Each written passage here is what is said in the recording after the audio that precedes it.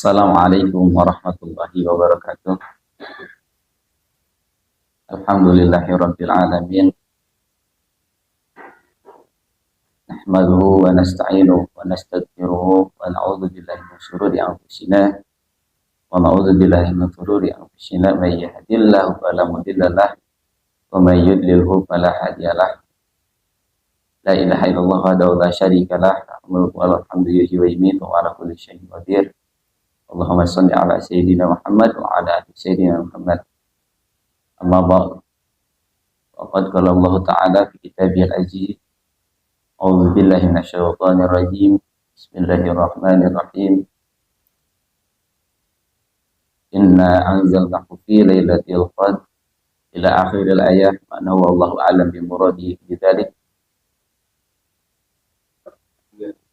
Pertama dan yang paling utama, mari kita panjatkan puji kehadirat Allah Subhanahu wa Ta'ala yang mana telah memberikan kita ribu-ribu nikmat, iman nikmat lahir wa iman nikmat batin.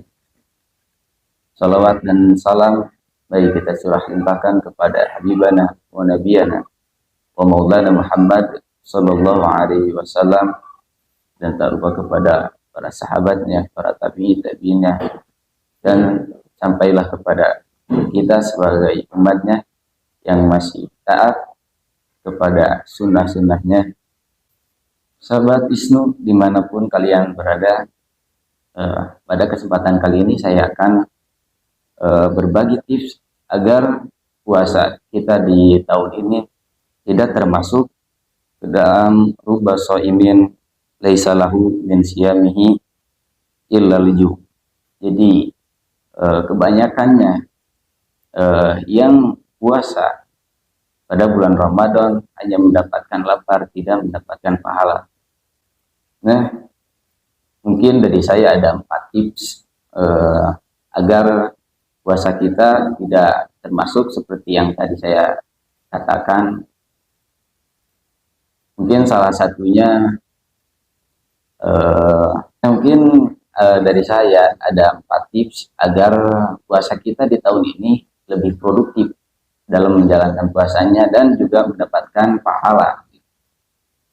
Yang pertama yaitu tadarus Al-Quran.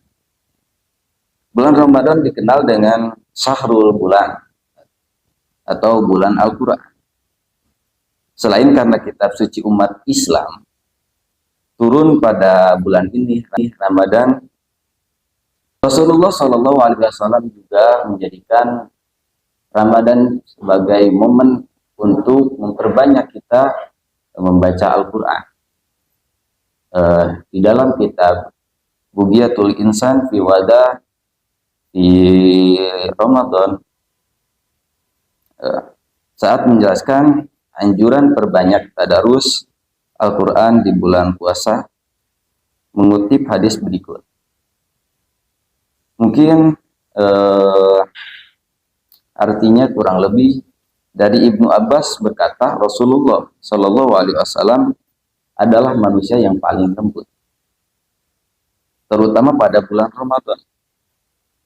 Ketika malaikat Jibril alaihissalam menemuinya, dan malaikat Jibril datang kepadanya setiap malam di bulan Ramadan dan mengajarkan Al-Quran kepada Nabi Muhammad Shallallahu Alaihi Wasallam.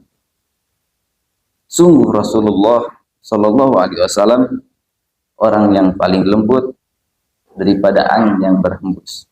Hadis riwayat Al-Bukhari. Hadis ini menunjukkan bahwa Rasulullah Shallallahu Alaihi Wasallam menjadikan Ramadan untuk lebih intens membaca Al-Quran. Para ulama sejak dulu pun demikian.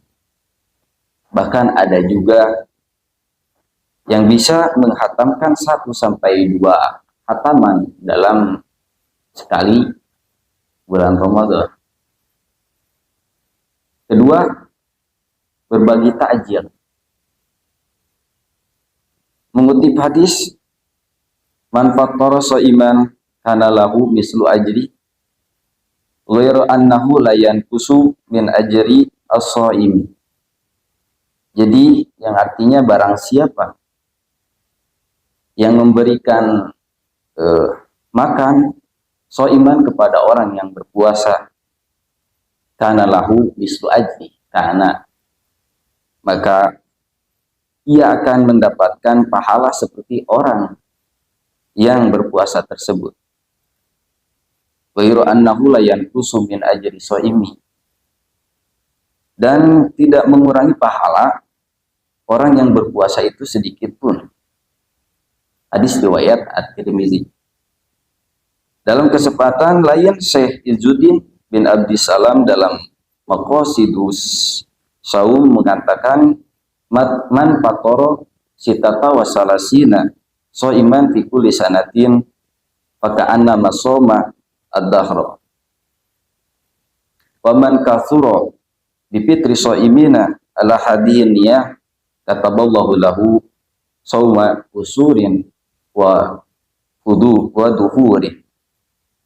Yang artinya, paman fatoro sitatas wasalasina iman, maka barang siapa yang memberikan makan kepada 36 orang yang berpuasa fikul sanatin, di setiap tahun, nama soma ad-dahra, maka orang yang memberikan makanan tersebut kepada orang yang puasa seperti puasa selama 1 tahun. Waman kasura bi fitri shaimina, dan barang siapa yang memperbanyak memberikan makanan kepada orang yang berpuasa ala hadihinnya dengan niat tersebut, kataballahu lahu sauma usurin wa duhurin, maka Allah Subhanahu wa taala akan mencatat baginya puasa selama berabad-abad dan bertahun-tahun dengan pahala yang dijanjikan oleh Allah dalam puasa berabad-abad dan bertahun-tahun. Ketiga, iktikaf di masjid. Menghabiskan waktu, atau biasanya yang kita sering lakukan ketika bulan puasa adalah ngabuburit.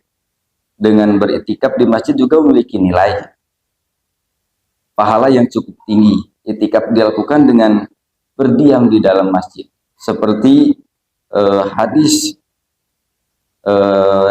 dijelaskan bahwa kana ya'takiful asra al-awakhir min ramadana hatta tawaffahu Allahu tsumma takaffa azwajuhu min ba'dihi, yang artinya Rasulullah Shallallahu alaihi wasallam melaksanakan iktikaf pada 10 malam terakhir di bulan Ramadan sampai beliau wafat. Lalu dilanjutkan oleh istri-istrinya yang iktikaf sepeninggalannya. Hadis riwayat Al-Bukhari. Hadis di atas menjelaskan bahwa Rasulullah Shallallahu alaihi wasallam menjadikan 10 hari terakhir pada bulan Ramadan untuk banyak beriktikaf di masjid. Sebab waktu-waktu tersebut merupakan momen potensial terjadinya Lailatul Qadar. Meski demikian, tidak ada salahnya jika kita beriktikaf selama 1 bulan penuh. Sebab waktu terjadinya Lailatul Qadar juga berpotensi di selain 10 hari terakhir. Keempat, menuntut ilmu. Dalam hadis dikatakan thalabul ilmi fardhatun ala kulli muslimin wa muslimat. Pasti sahabat Wisnu juga paham atau tahu kepada hadis tersebut. Tapi wa inna fadlal alimi alal abidi kafadlil qamari lailatal badri ala sairil kawakib. Tetapi keunggulan seorang yang mempunyai ilmu dibanding orang yang beribadah adalah seperti keunggulan bulan purnama dibanding seluruh bintang-bintang. Hadis riwayat Abu Daud. Mari jadikan momen Ramadan tahun ini lebih maksimal lagi agar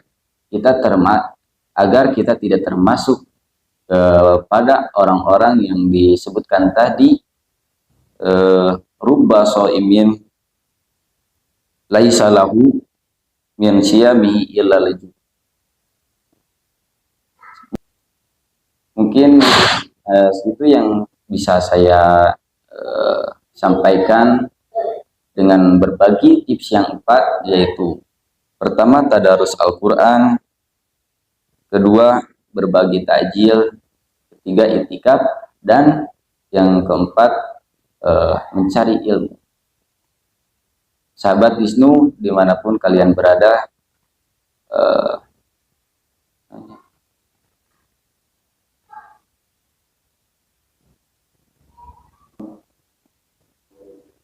mohon maaf bila ada tutur kata yang salah atau menjelaskan hadis tadi salah, mungkin karena saya masih sebagai santri yang masih belajar.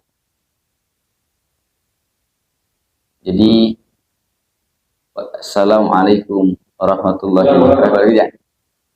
Mohon maaf bila ada salah kata atau dalam penyampaian hadis tadi mungkin ada banyak kesalahan, karena mungkin saya pribadi masih menjadi santri yang masih belajar. Dicukupkan sekian. Allahumma biq ila aqwamit thoriq. Wassalamualaikum warahmatullahi wabarakatuh.